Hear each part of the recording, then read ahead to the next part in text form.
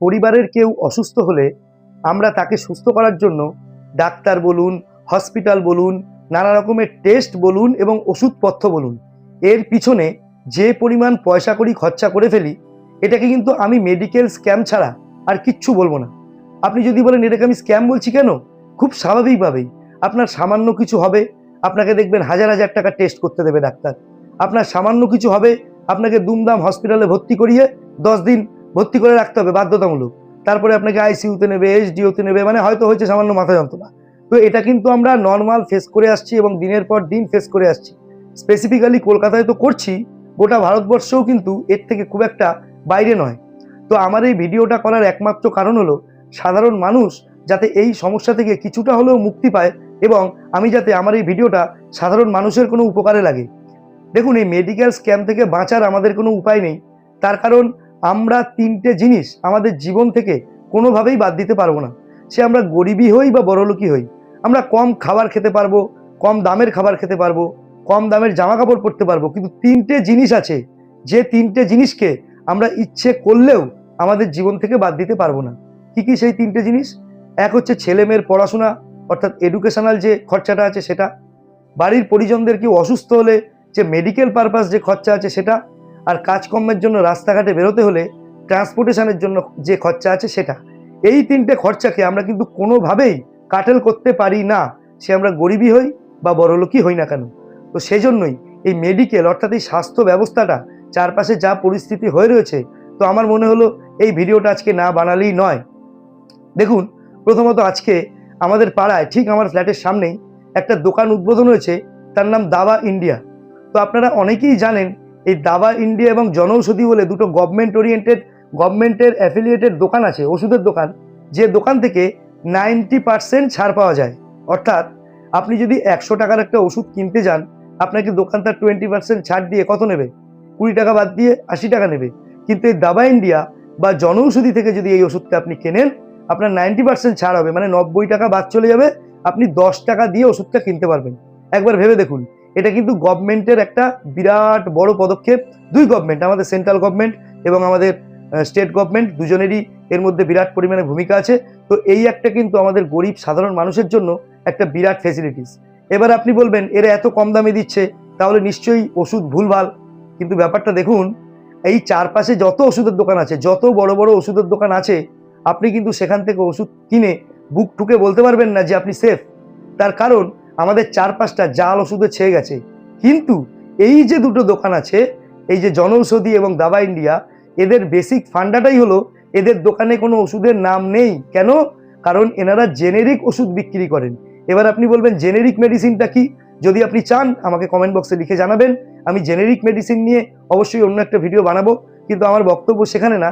এনারা কোনো ওষুধের নাম নেই এনাদের কাছে। মানে আপনি যদি গিয়ে কোনো দোকানে বলেন যে দাবা ইন্ডিয়া বা জনৌষধিতে গিয়ে যে আমাকে প্যারাসিটামল দিন, তাহলে উনি আপনাকে প্যারাসিটামল দিতে পারবেন না। উনি আপনাকে দেবেন একই, মানে কি বলবো, জেনেরিক একটা মেডিসিন, যেটা প্যারাসিটামলের মতো বা প্যারাসিটামলের থেকেও বহু গুণে ভালো, এবং সেটা নকল হওয়ার কোনো চান্স নেই, তার কারণ সেটা জেনেরিক মেডিসিন। আপনি আমার কথা বিশ্বাস করার দরকার নেই। আপনার আশেপাশে পরিচিতের মধ্যে যে কোনো ডাক্তারবাবু থাকে, যদি এমবিবিএস পাস থাকেন, মানে যারা ঠিকঠাক ডাক্তার, কোনো হাতুড়ের কথা আমি বলছি না, তাদের গিয়ে আপনি জিজ্ঞাসা করুন যে এরকম এক ভাই বললো দাবা ইন্ডিয়া জনৌষধিতে 90% ওষুধের ছাড় পাওয়া যায়, ওই ওষুধগুলো কি ভালো ঠিকঠাক? দেখবেন ডাক্তার আপনাকে বলবে যে আপনি লোকাল ওষুধ কেনার থেকে বন্ধ করে দিন, লোকাল দোকান থেকে ওষুধ কেনা বন্ধ করে দিন। সে যত বড় দোকানই হোক, আপনি দাবা ইন্ডিয়া থেকে ওষুধ কিনুন, আপনি জনৌষধি থেকে ওষুধ কিনুন, তারপরে গিয়ে আপনারা না হয় বিশ্বাস করবেন। আপাতত ইনফরমেশনটা শুনে রাখুন। আর একটা বিষয় কি, আমরা যাদেরকে ভোট দিয়ে এই যে নেতা বানাচ্ছি, মন্ত্রী বানাচ্ছি এবং বিভিন্ন রকমের ডেজিগনেশন দিচ্ছি, তাদের কাজ ছিল জনগণের সেবা করা বা জনগণের ভালোর জন্য কিছু করা, বা আগামী ভবিষ্যতের জন্য কিছু নতুনভাবে চিন্তা করা, কিছু ক্রিয়েশন করা, এই সমস্ত। কিন্তু তারা তা করছেন না। তারা কি করছেন? কেউ মন্দির বানাচ্ছেন, কেউ মসজিদ বানাচ্ছেন, কেউ 4টে বিয়ে করছেন, কেউ 15 রকমের মিথ্যে কথা বলছেন, মানে একটা বিচ্ছিরি ব্যাপার। এবং এই আমরা যারা ভোট দিই, যারা জনসাধারণ, তাদেরকে এই নেতা মন্ত্রীরা গরু, ছাগল এবং চাকর বাকরের মতো ট্রিট করছেন। অথচ দেখুন, সেইখানে দাঁড়িয়েও এই পৃথিবীটা চলছে, এই ভারতবর্ষটাও চলছে।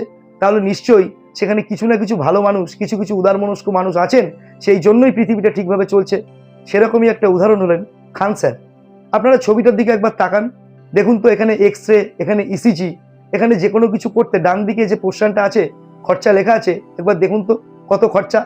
25 টাকা 20 টাকায় আপনার এক্স রে হয়ে যাবে, ইসিজি হয়ে যাবে। আপনি ভাবতে পারছেন কে খান স্যার? খান স্যার একজন শিক্ষক, একজন সাধারণ শিক্ষক।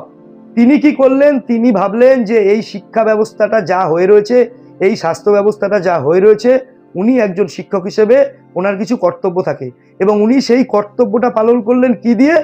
গরিবদের জন্য একটা হসপিটাল বানিয়ে যার নাম দিলেন খান স্যার হসপিটাল। এবং সেখানে গেলে আপনার জলের দরে সবকিছু হয়ে যাবে এবং যেভাবে হবে সেটা যে কোনো মাল্টি ন্যাশনাল হসপিটালের থেকেও বেটার ওয়েতে। এবার আপনি বলুন এই মানুষটাকে আপনি কি বলবেন?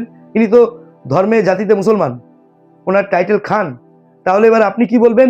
যে না, মুসলমান মানেই হিন্দু দেখতে পারে না, হিন্দু মানেই মুসলমান দেখতে পারে না। দেখুন বন্ধুরা, এই ব্যাপারগুলো না আমাদের উপরওয়ালারা খাওয়ায়, উপরমহল আমাদের খাওয়ায়, এগুলোর অ্যাকচুয়ালি খুব একটা বেস নেই, একদম বেস নেই। বেস যেখানটা দাঁড়িয়ে আছে সেটা হচ্ছে স্বামীজির সেই কথায়, জীবে প্রেম করে যেই জন সেই জন সেবিছে ঈশ্বর। সে মুচি মেথর যাই হোক, দরিদ্র গরিব, হিন্দু মুসলিম বৌদ্ধ খ্রিস্টান, কিচ্ছুতে কিছু ম্যাটার করে না।